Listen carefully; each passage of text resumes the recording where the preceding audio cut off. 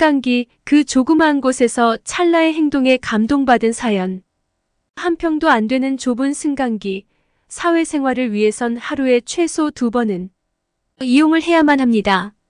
출근을 위해서 집을 나설 때 이용을 하고 퇴근 후 가정으로 돌아올 때 아주 유용하게 사용하고, 밀접하게 우리의 생활 환경 깊숙이 자리 잡고 있지만 그 편리함에 대해서는 간혹 간과를 할 때가 많습니다. 또한 승강기가 움직이기 시작하고 멈출 때까지 짧은 시간 동안 여러분은 어떤 생각을 하고 있나요? 글쓴이가 살고 있는 아파트는 11층 건물의 8층, 오래전의 일도 아니고 바로 어제 저녁에 있었던 일입니다. 퇴근 후에 주차를 하고 지하에서 승강기를 올라타고 8층 버튼을 눌렀습니다. 나지막한 기계음을 내며 움직이기 시작한 승강기는 바로 1층에서 멈췄습니다. 초등학생으로 보이는 어린이 2명이 승강기로 오르면서 큰 소리로 안녕하세요 하고 인사를 합니다. 조금 커 보이는 학생은 처음 보는 학생이고 저학년으로 보이는 여학생은 다름 아닌 글쓴이의 딸과 같은 학년인 2학년의 5층에 사는 어린이였습니다.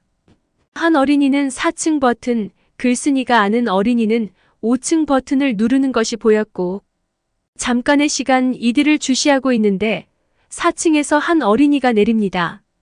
그런데 그 순간 글쓴이의 눈을 의심케 하는 엄청난 일이 눈앞에서 벌어집니다. 한 층을 더 올라가야 하는 어린이가 승강기 버튼을 눌렸는데 처음에는 문을 닫는 버튼을 누르는 줄 알았습니다.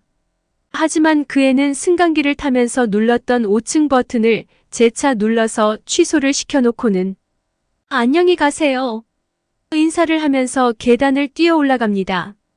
순간 제가 지금 무슨 일을 한 거지? 찰나에 일어난 일들을 생각해보곤 놀래지 않을 수 없었습니다. 상황 정리를 해보면 승강기가 사람을 내려줘야 할 곳은 모두 3곳, 4층, 5층, 8층이었습니다.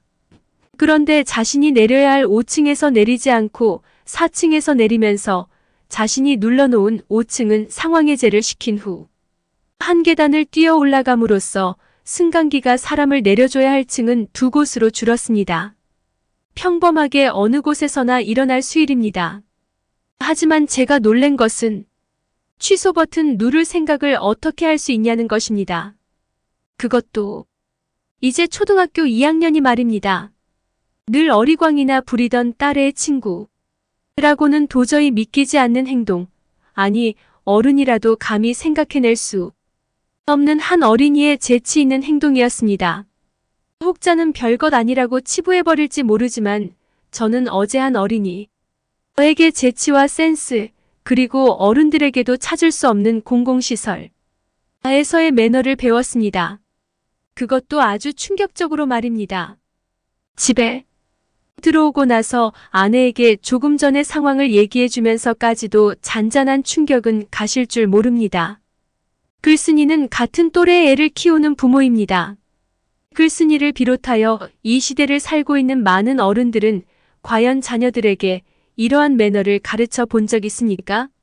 아니었죠. 어른들도 몸에 배이지 않았기에 가르쳐 줄 수조차 없었던 것인지 모릅니다. 개인만 생각하는 자기중심주의가 팽배한 시대에 살면서 남을 먼저 배려하는 조그마한 실천이 어떤 것인지 저는 초등학교 2학년에게서 배웠습니다.